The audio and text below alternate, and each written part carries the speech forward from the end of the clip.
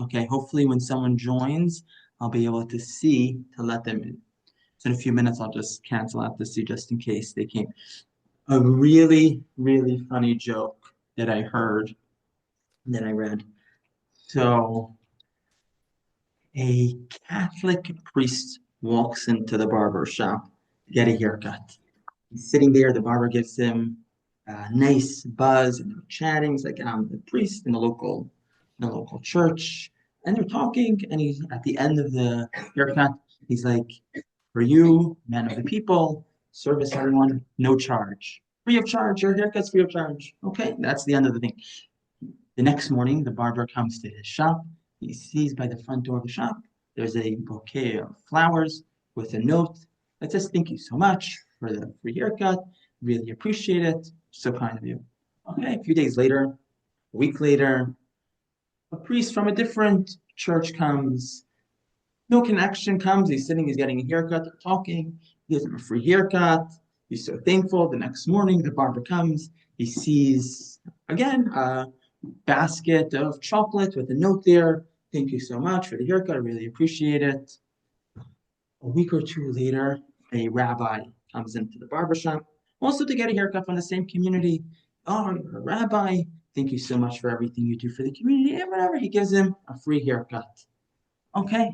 The next morning, the barber comes to the shop and he sees in front of the shop 10 rabbis lined up. Okay. Yeah, that's a good one. Okay. Here we go. So last week, in short, we spoke about, and that will help us segue right into tonight's class. We spoke about the afterlife, or how we called it, the new phase of life for the individual. We said that the soul is the most important and the only true part of the person, and that lives on after death, and therefore there is no death for the soul. It's just a new phase in life. Now, what actually happens to the soul when he leaves the body, when he detaches himself for the body? Okay, so we said that the soul stays alive, but now what happens to the soul? Where is the soul? What is the soul doing? What is the components of this? Like what's going on? Where's the soul now? It's like seems like it's a limbo. So it says like this. Now here, I'm going to slide over here, and we'll just see. This was just last week. Um, okay, no. Okay, here I want to explain this two Kabbalistic concepts right now. Okay, let's pay attention for one moment. This is a little bit Kabbalistic teachings, and I want to explain it for one moment because it's going to help us understand the paragraph that we're going to read in a moment. So the soul, every single soul has 5 parts to it. There's 5 levels. Each level is a step higher and a step more spiritual than the previous level. So the first level of the soul is what we call nefesh. It's called, the Hebrew word for is nefesh. That is the part of the soul which gives the individual physical life. It gives the person strength. It's like, imagine a toy. You have a toy that's lifeless. You put a battery into the toy. Now all of a sudden the toy comes alive. It's able to make noises. Like it's a remote control car. The car's able to drive. It's a basic, simple life. It's just being alive, the heartbeat. Then there's a level up from that. Is called ruach. Hebrew root is ruach, which is translated as emotion. What it really means is personality, the wisdom, the characteristics of the person. So you have a robot. Now the robot's on. Now, what is the characteristics of this robot? What could it do? It can get you water. It can, sweep the floor. It could do all different types of things. But that's the characteristics of the person. The ruach is the person's emotions, its character. Now, when it comes, there's another 3 levels, which we'll get to in a moment, which is not part of the class, but I feel like it might be something interesting. When a person passes away, the soul leaves the body. Which part of the soul leaves the body? Only the second part of the soul. The second part, the emotion part of the soul, the character part of the soul, the actual lower level of the soul, the nefesh, stays with the body. Now look in page 42, it splits it up really nicely. You have on the bottom part the nefesh, that's the physical part of the person, the physical vitality of the person, that goes into the grave. The higher part of the soul, the second part of the soul, the ruach, that is the emotional part of the soul, the emotional part of the person, that goes up to paradise, that goes up to Gan Eden. There's another three levels of the soul. There's another three levels. The next level of the soul is called neshama. That's actually a more famous word. It's called a neshama. There's that is the intellect. That's the next level, and then there's another two levels of the soul, which are really one, which that is called chayi chida. That is a level of the soul which can actually, it's the essence of the person and his connection to God, which in an extreme circumstance, if a person needs to go on self-sacrifice, if a person, let's say, decides, if someone comes to a person and tells them either you convert to Christianity or I'm going to kill you, and then the person says, you know what, I'm not going to convert, I'd rather die. Where does that strength come from? That comes from the most highest level of the soul connected to God. That is the deepest part of the soul, which usually is not revealed because it's so powerful and hidden. Okay, so those are the five levels of the soul. The bottom level stays with the body after death. The second part of this, the second level raises up and goes to paradise, which that is the person's characteristics, his emotions, his life. Okay, with that introduction, we'll understand what it says on page number 43, text 1a. So I'm going to read it inside and I'm going to explain wherever it needs to be explained. It's a little bit of a longer text, but let's try to follow along. This is what the foundation of what we're going to discuss today. So this is a letter that was written to a group of students, a group of Hasidim whose Rebbe, whose teacher passed away, and now an individual, the first Chabad Rebbe, is writing them a letter of to console them. So he writes like this: as is known, the life of a tzaddik, a righteous person, is not physical but spiritual. It consists of faith, reverence, and love of God. During the tzaddik's lifetime on earth, these three attributes that belong to the soul's dimensions of ruach are constrained within their container and garb, namely the nefesh that is bound to the corporal body. In other words, like we just explained, the higher level of the soul is trapped within the body. Okay? This imposes the restraints of physical space upon these attributes. As a result, all the tzaddik's disciples receive but a glow of these ruach attributes, a mere ray that is emanated beyond the container by means of the tzaddik's holy words and thoughts. And therefore, our sages stated that it takes 40 years for student, and we're just going to skip this. We're going to move to the second paragraph. By contrast, next paragraph, by contrast, after the tzaddik's passing, the nefesh separates from the ruach and remains in the grave, while the ruach and its three attributes raise to Gan Eden. Consequently, whoever is close to the tzaddik can receive directly from his ruach in Gan Eden because the ruach is no longer restrained in a container or confined to a physical space.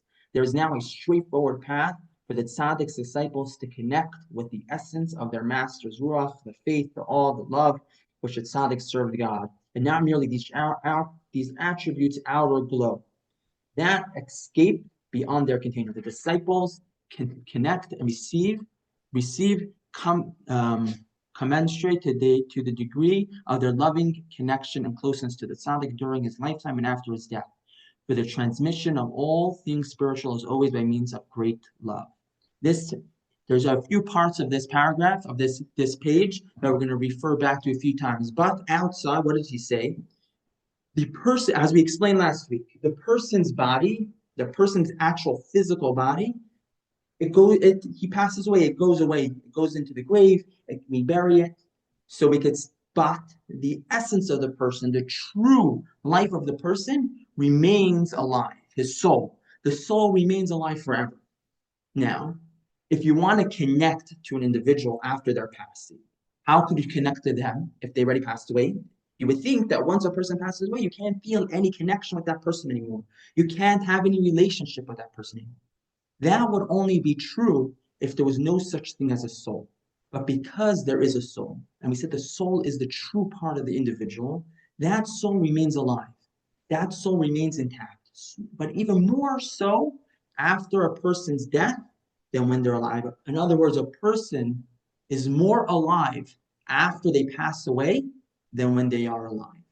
Why is that?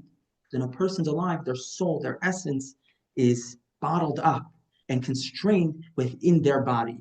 People, you can only have a connection with the person when you're with him, when you see him, when you do something with him or her.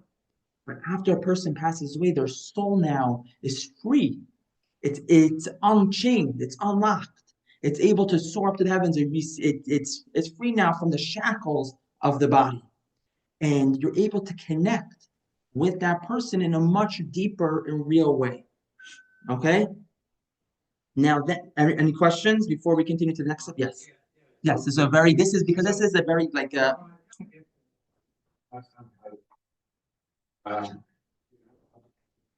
oh, this is something else. Good question. Very good question. This is a very good question.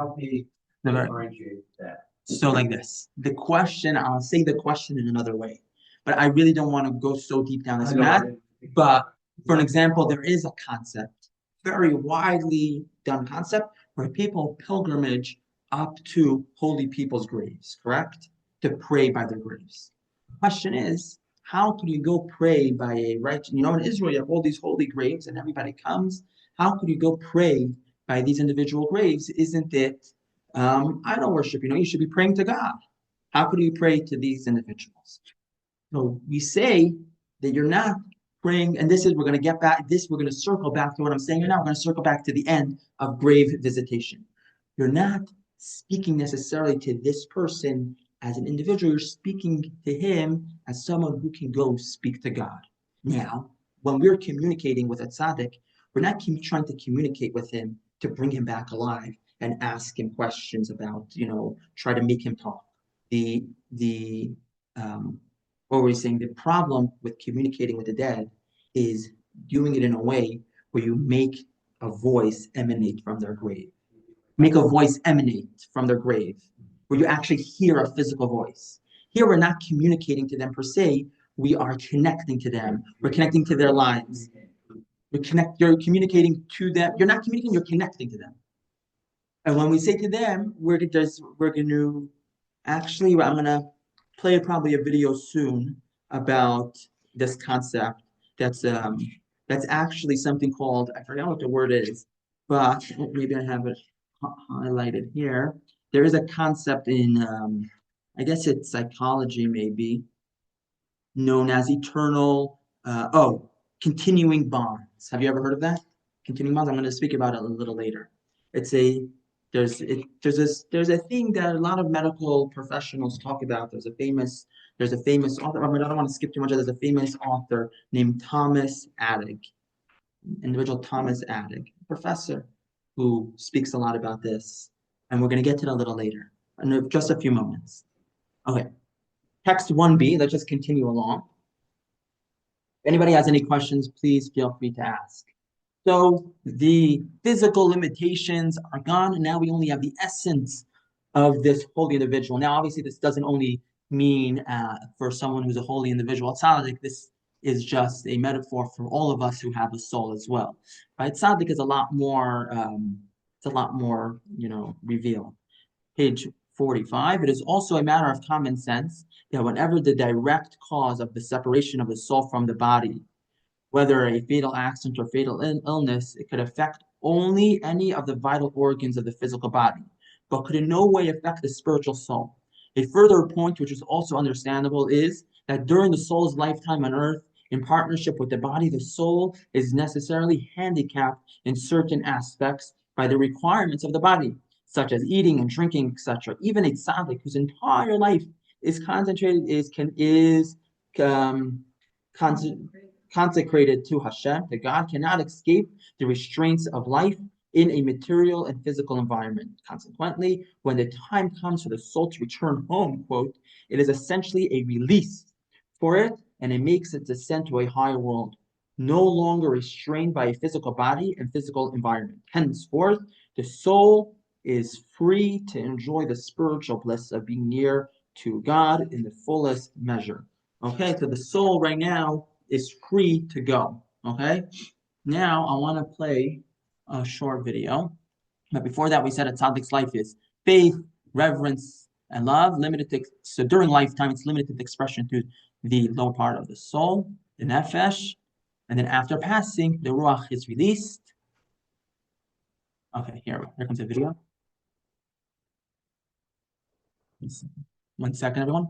I forgot to do something. Basically, when you share, hold on, everyone. I'm going to share so those who are on Zoom could hear the sound. 1 second. Sound. No. Now, we can continue.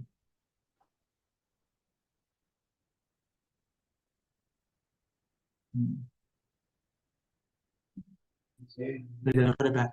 How many passes? They're gonna put it back soon.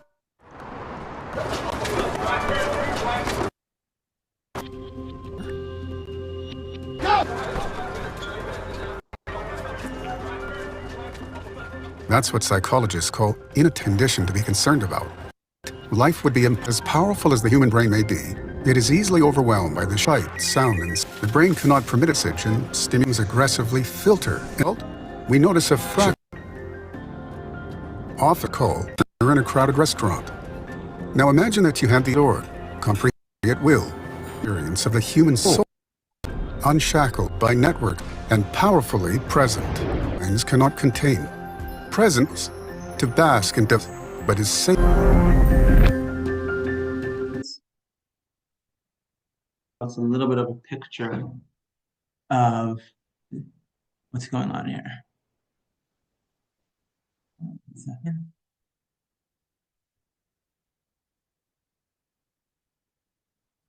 Maybe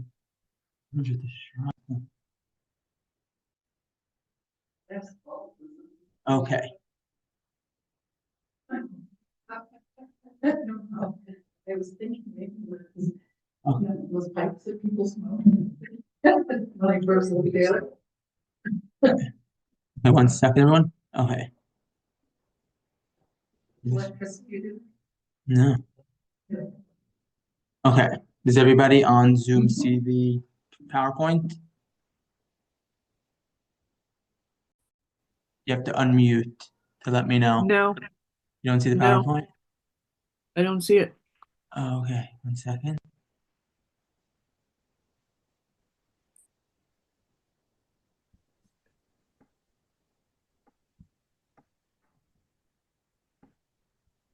One second.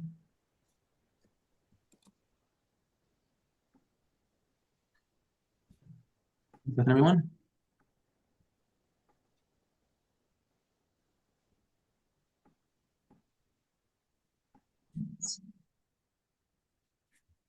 Okay. Until it goes on, let's just continue. We don't really. Let's try this one.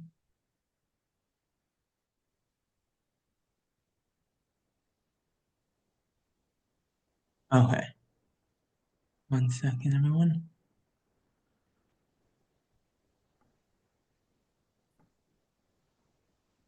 Okay, here we go.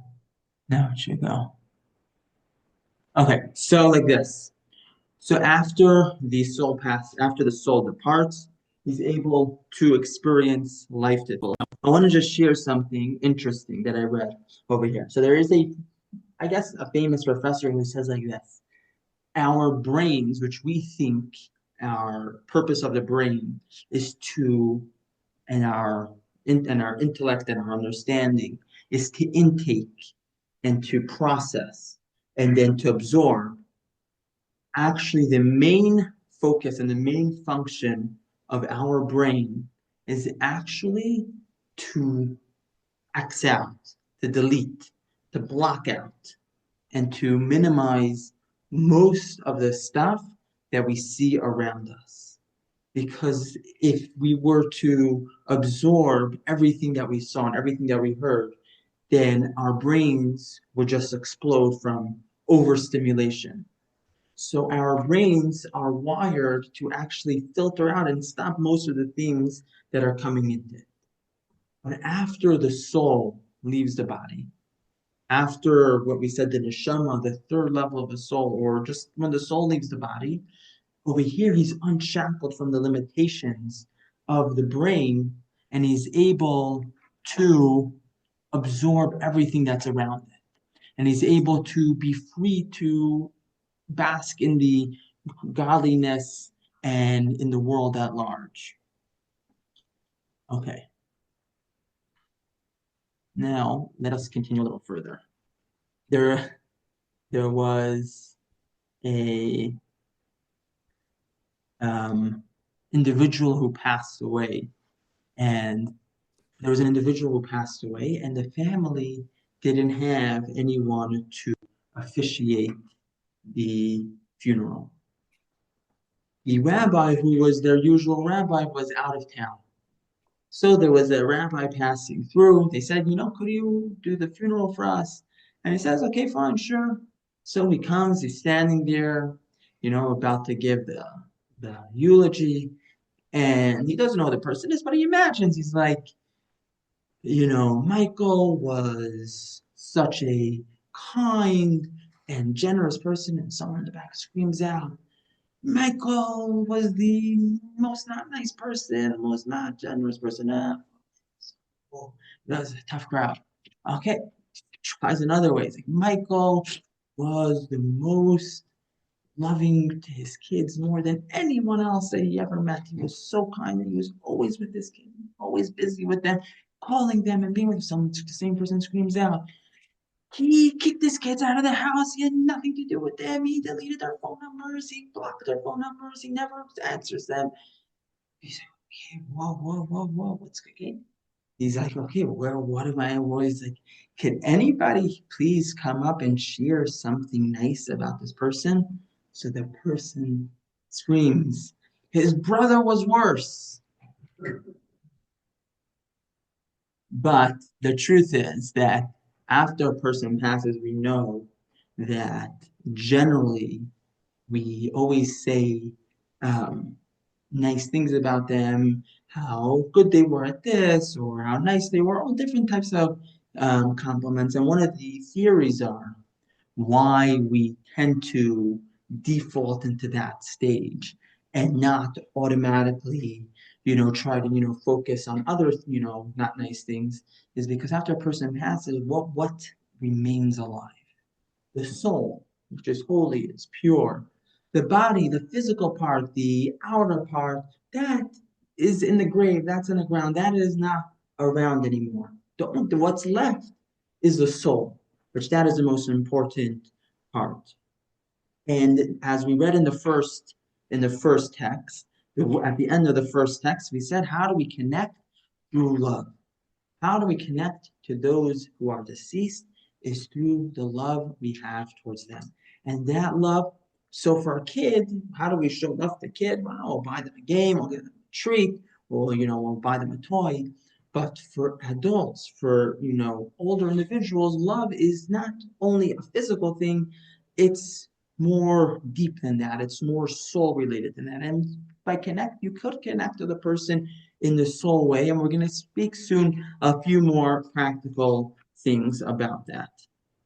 Now, I want to just say I would like to play another video about what we said about this concept called continuing bonds, which means that after a person passes away, we tend to look for ways to connect to the person through physical things. Is in a psychological way. If the person likes to go fishing, we'll go fishing, or if the person likes a specific spot to look out, we'll go there and we'll feel connected to that person, called continuing bonds. But the real essence of it is this individual, which it's a quote that I found today as I was doing research, because I found this concept of continuing bonds very interesting.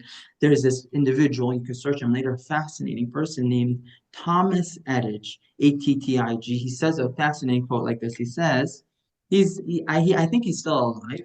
He says, when we grieve, we move from loving in presence, like not like a gift, to loving in separation.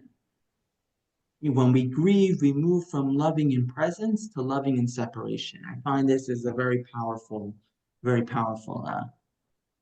quote from him. So let me just share a video that a little bit of a meditation style video, but I think we'll bring out this point and then we'll continue along. Share the screen. Zoom. Sharing.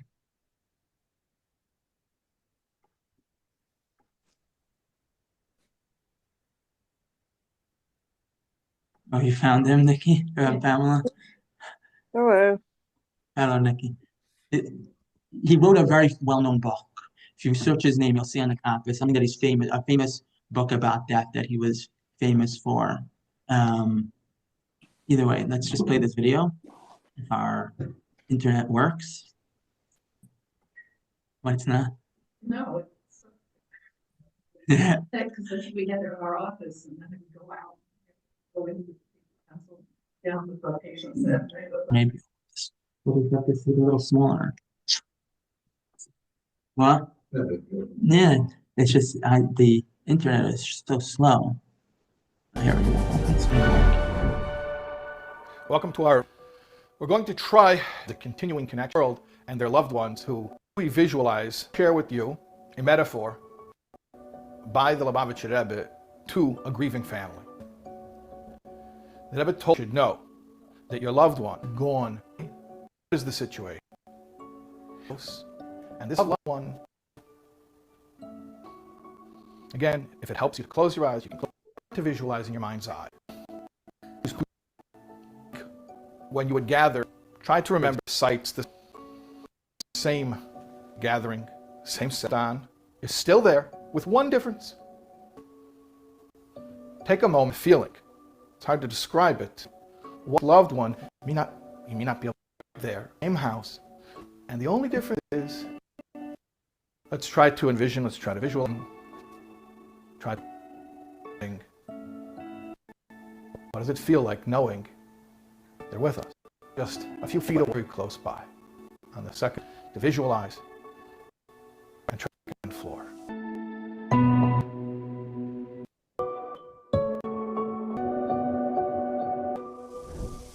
Only one floor. I think Yeah. Yeah. You go back a little. Okay. Okay. Let's move forward. Let's continue going. I don't think we're going to get through every single part of today's class. There's a lot of information, but let's just continue moving forward. So based on what we just learned in short, it seems like actually the soul is very happy to leave the body. He gets to experience life to its fullest extent. He gets to see everything. He's free from the shackles of the body. The soul is very happy. Actually, like we explained last week, actually the soul is really not happy. It sounds like the soul is happy, but he really actually isn't happy. Because let's see text 2 and 47. The Zohar, Kabbalah, the foundational work of all Kabbalistic teaching, says like this. And this is a very powerful sentence in the actual Hebrew, the actual Aramaic of the text, but let's just read it in English.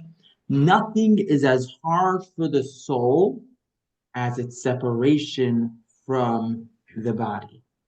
There's nothing as hard for the soul. All of the life challenges that it went through, the whole life, but we said last week that it was so hard for the soul to come down. It's up in the heavens, and he's so excited.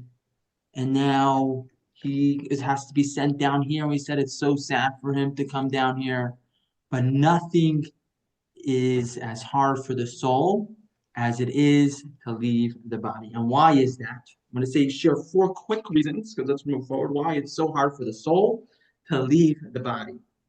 Number 1, as we all know, whenever we start something new, it's difficult. The soul comes down here into this world. It's living here for many, many years. It's its new life. His new life is down here. Now he has to leave and start and move on to a new stage. All change and all transitions are difficult in life. Every transition is difficult. And it takes time. So the soul is having a hard time at the new transition of leaving the body. Another thing which we mentioned also last week, the soul, when it's down here in this world, is able to fulfill the commandments. He's able to study Torah. He's able to do mitzvot. Once the soul leaves the body, it's over. The soul cannot do any good deeds anymore. The soul is, like we said last week, it's like he entered the assisted living. Right now, he can't contribute anymore. He's not a contributor to society. He's not a contributor to anyone around him. He's not nothing. He is sad about that. He can't do anything anymore. Another thing, the soul becomes attached to the earth. The soul and the body become integrated as one. The soul literally becomes one with the body.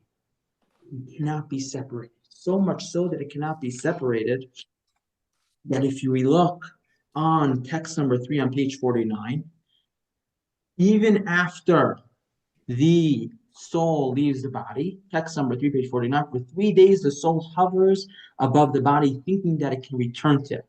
After 3 days, when it sees that the body's face has changed, it leaves the body and departs.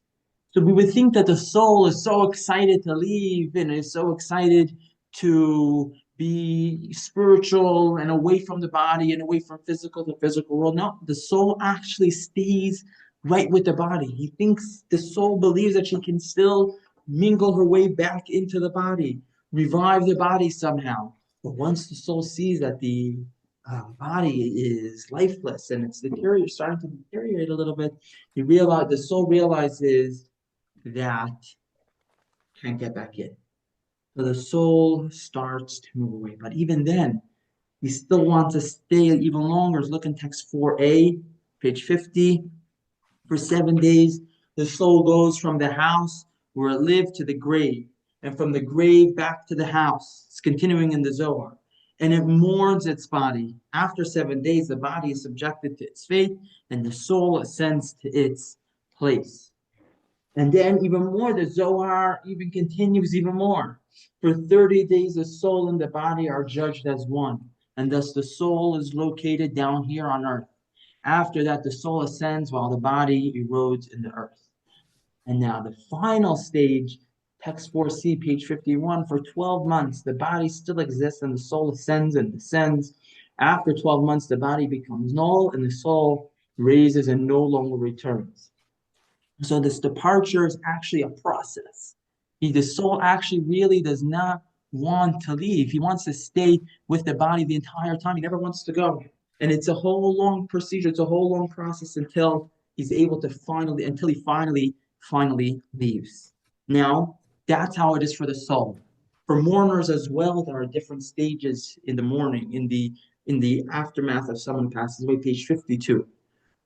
X5. Mourners observe 3 days of weeping, 7 days of eulogies, and for 30 days, restrictions on haircuts and wearing freshly ironed clothing, marrying, joining a celebration or friends, and traveling on business.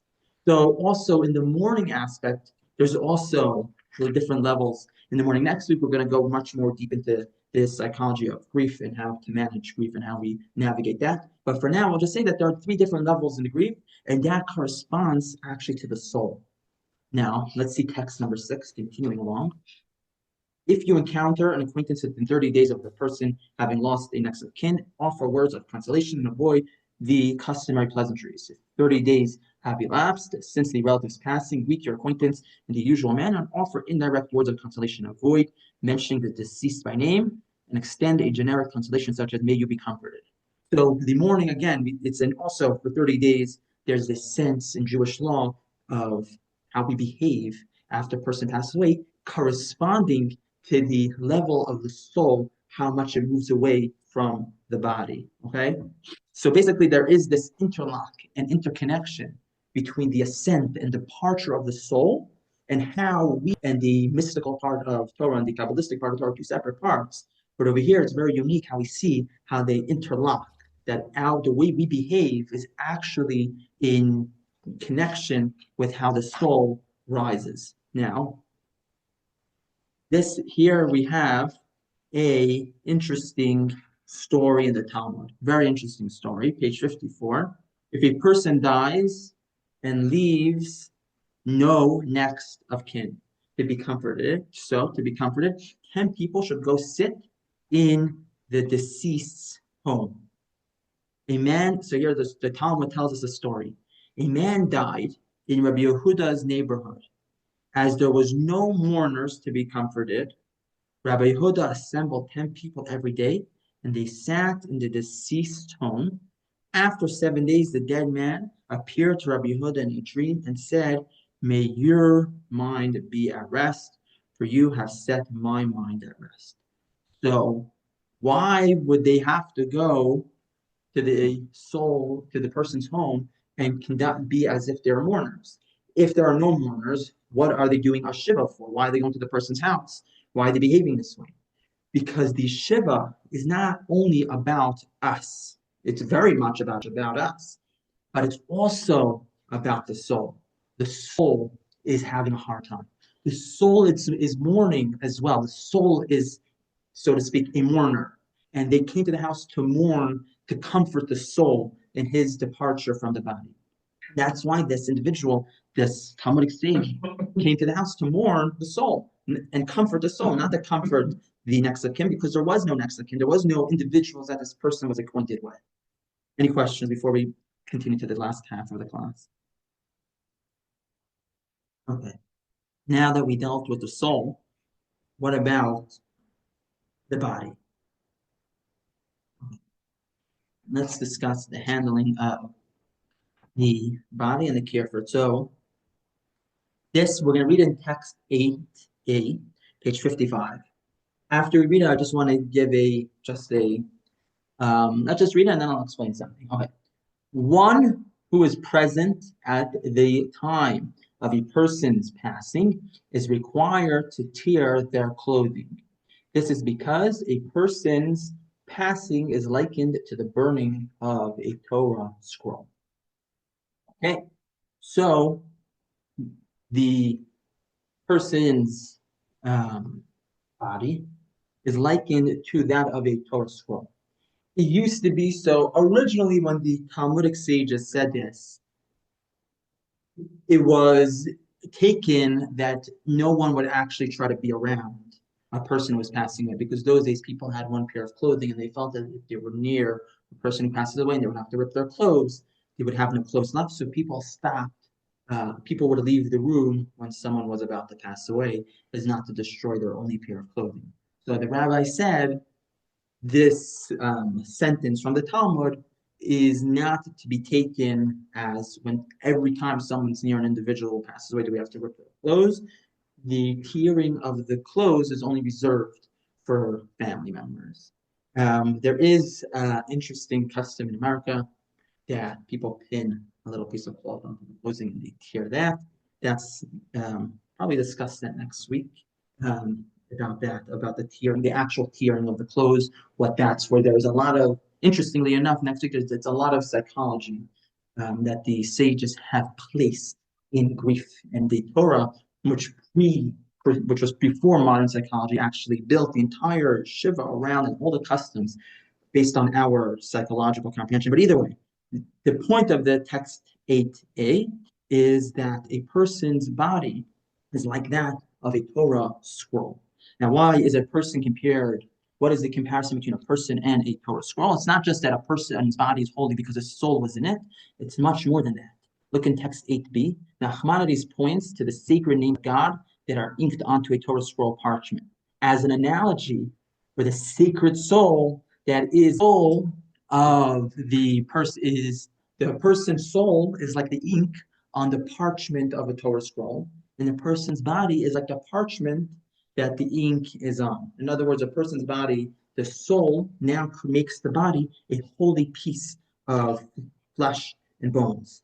Before the soul came in, the body was just flesh and bones. Now that the soul came in and permeated the body and came one with the body, even after the soul leaves, the body still remains holy and pure, just like the Torah scroll. In the same way, we wouldn't disrespect or disregard a Torah scroll. We would never disrespect or disregard a body. Now, next, page 57, continuing along. All who tend to a corpse must be aware that they are handling a holy entity. The human body is more than simply a sheath to a sacred entity, a tool that serves a supernal soul. Rather, it has itself become sanctified with an independent holiness similar to a Torah scroll. In every single Jewish community, there's what we know is what's called the Holy Society, the Chavra Kadisha, those individuals who tend to the body of an individual who passes away and takes care of the Jewish body. And there are many, many customs and many, many interesting things that are done after a person passes away with their body. Now, in every community that has a Jewish cemetery, so there are two groups. There's the male Holy Society and the female Holy Society. The male deal with the male, the female deal with the female. And the way it works is, and they have this all over. We have this here in Tucson, and all the cemeteries have done it in those places. When the body comes in, at all times, the body remains face up. Number one. Number two, I remember this, I would take my phone, and we'd keep it outside of the room. There's no cell phones, there's no talking. When we're in front of the person's body, we remain silent. The only words which we say is there certain prayers that we say with the body, only technical things about washing the body. Because before we put the clothes onto the body, the white clothing, we clean the entire body. First with warm water to make sure there's no dirt on it, clean the nails, all these different stuff that go on. We clean the person's body, then we dress the body in white clothing. All the materials are materials that quickly could disintegrate in the earth. Whatever I think it's called. They're just very degradable. Shoes, clothing, a belt, a hat. We also put in to the coffin. We have this obviously in Tucson. The bag of sand, of dirt from the Holy Land of Israel, to pour into the coffin as well. That's also done as a person should be buried with holy land. So that's more or less what happens. A lot of other details of how it works. But then we go to page 58, text 10.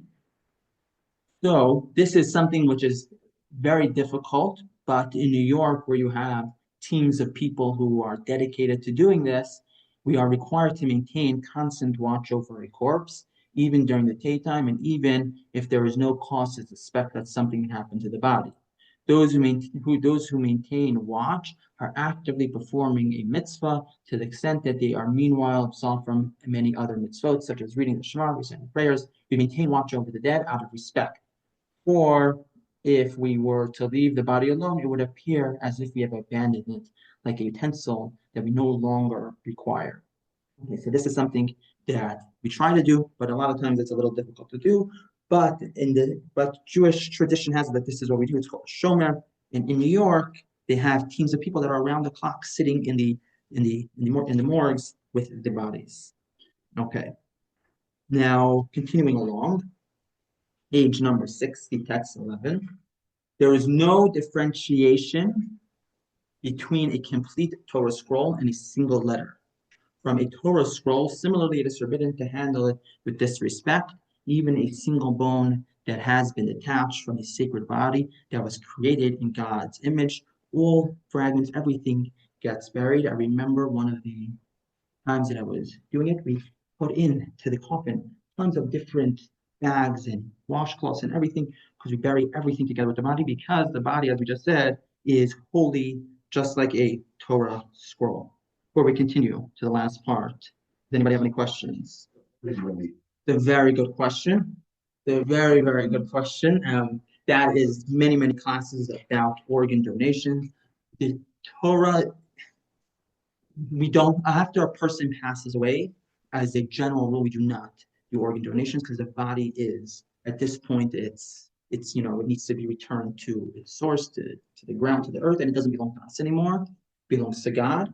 There are situations before a person dies where obviously we can do organ donations, which we spoke about once we had a class on if it's not dangerous to the body, if the case is in front of us. But once a person passes away, it's much more complicated to do organ donations. We're really, I don't think no, I don't know of anyone who says that you can after a person passes away, maybe in unique circumstances, I don't know about. But as a general rule, we don't, once a person passes away, we don't do organ donation. Okay, next, page 61. Now I wanted to say, after we read text 12, I wanted to say something important.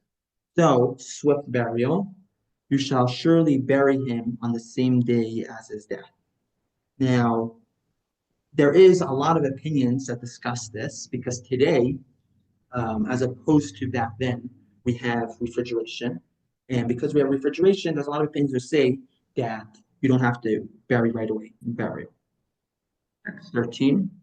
When people proceed to their eternal abodes and the mourners go about the streets, the dust returns to the earth as it was, while the spirit returns to God who bestowed it.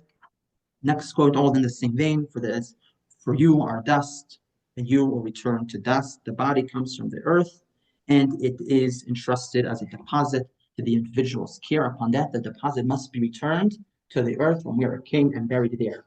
So it's actually very interesting.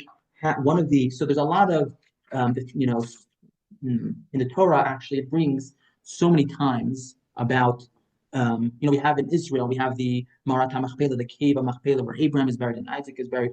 But it's actually interesting. The first recorded burial in history is actually an interesting story. So we know the famous story of Cain and Abel, where two brothers, Adam's children, got into a fight, and Cain murdered his brother Abel. Adam is standing there with his son on the floor dead. And remember, this is before anyone knew about that. And he was unsure what to do with the body. He never experienced this before. And he saw, it's recorded in the Medrash, that he saw a raven burying a fellow bird, that had died. So Adam took this as an indication that he should do the same. But in the Torah, we see so many, throughout the entire Torah, we see all these different places where the individuals were buried. Now, the greatest question of all is what we're going to discuss on page 66, text 16. Now that the soul has left, and now that we bury the body, what is our connection with the deceased now? After it's all done and said, we're talking about everything. We said the soul ascends to the heavens and the body remains down here on the earth. So let's see few powerful texts. Text number 16, page 66. The nefesh remains present in the grave due to the fact that it remains among the living. It is due to the fact that it remains among the living. It is acquainted with their pain. At their time of need, it pleads with God for mercy on their behalf. When the inhabitants of the world are in need, when they are in sorrow and visit the cemetery, the nefesh is aroused to their plight. It sends and awakens the ruach, which in turn entreats God's mercy. Consequently, the Holy One, blessed be He, has mercy on the world. Okay, this is very, very powerful. The grave becomes a communication port for those who come to it. The soul, as we said, remains with the individual. Now you come and you speak, you come pray by that soul, you ask the soul questions, you ask the soul to pray for you. That soul communicates with its counterpart, its soul in the heavens, and the soul in the heavens communicates with God. When we have something that we need, when we want to pray for something, we go to the grave and we're able to pray, and that's the soul that's there, prays on our behalf by God. And here is a very, very powerful story. On page 67, very powerful story, text 17. There was once a community that wished to relocate one of the deceased buried in the vicinity to relocate one of the relocate. There was once a community that wished to relocate. One of the deceased buried in the vicinity appeared in a dream to a member of the community and pleaded, "Please do not abandon us, for we appreciate your visits to the cemetery." Barzillai Hagiladi, the Giladi declared, "I would like to die in my own city." He wished for this because the deceased appreciated when their loved ones visit their graves and request goodness for their souls. This improves their condition in heaven. And when we pray on behalf of the deceased, they pray for us in return. So this is our continuation. The bond of love continues after a person's death. And we're able to communicate, and the soul yearns for this connection. This connection that we want to have with the soul wants to have it back. And where does it happen? It happens where the soul was laid to rest, because part of the soul was laid to rest with the body. Before we read the last text, any questions? Because with this last text, we're going to conclude. Any questions? Okay, last text, page 68. Blessing and greeting. I received, so this is a letter that, just for some context, this letter was written to a woman who I actually know who she is. She lost her father, her mother, and her mother-in-law all within an extremely close period of time. And she writes a letter to the Lubavitcher Rebbe, a very emotional letter about the state of her mind and how she's feeling. And the Rebbe writes to her like this: "I received your undated letters in which you write about your emotional upsets in connection with the passing of your mother and the questions which are troubling you. This connection involving also questions in regard to the passing of your father, peace upon them." Okay. Now, first the Rebbe explains, which is not here in the text, but the Rebbe first says that, when God does something, it's, especially something like this, it's too painful for us to fathom his, us limited creatures, we can't understand why God does these things. So the Rebbe goes like this: another fundamental point to remember, which has a direct bearing on your letter, is that all believers in God believe also in the survival of the soul. Actually, this principle has even been discovered in this physical world, where science now holds as an absolute truth that nothing in this physical world can be absolutely destroyed. How much more so in the spiritual world, especially in the case of the soul, which in no way can be affected by the death and disintegration of the physical body. It would be silly and illogical to assume that because a certain organ of the body ceases to function, affecting other physical organs in the body, the spiritual soul would also be affected thereby. The truth is that when the physical body ceases to function, the soul continues its existence, not only as before, but even on a higher level, so much as it is no longer handicapped by the restraints of the physical frame. Thirdly, the attachment of children to their parents and the general attachment between close relatives during life on this earth is surely not a physical attachment by the respective physical bodies of the relatives. Essentially, the attachment is a spiritual one due to the spiritual affinity between those concerned and the qualities of the soul, including such spiritual things as character, kindness, and goodness, etc., all of which are attributes of the soul, not of the body. Therefore, also every action on the part of the person in relation to a beloved one person and the desire to benefit that person is not directed towards pleasing the physical body, his bones and tissue, for it is the spiritual pleasure that one is concerned with. In view of the above, it is clear that even after the physical body has disintegrated and disappeared from view, it is still possible to bring joy and benefit to the soul, which, as noted above, not only survives but does so on a higher level. And all the things which had previously brought joy and pleasure to one's parents will continue to do so even after he is physically no longer here. I think this is a very, very powerful way to end today's class. And next week, today we spoke about the soul. But next week, we're actually going to discuss the grief in us ourselves. So it's going to be much more based on how we feel. And the title of next week's class is called The Morning After. We're going to discuss grief, and for a while, we're basically going to be discussing grief and how to find comfort and healing after an individual passes away. Any questions? Any questions? It's so much packed in. Yeah. This time I'm gonna send a video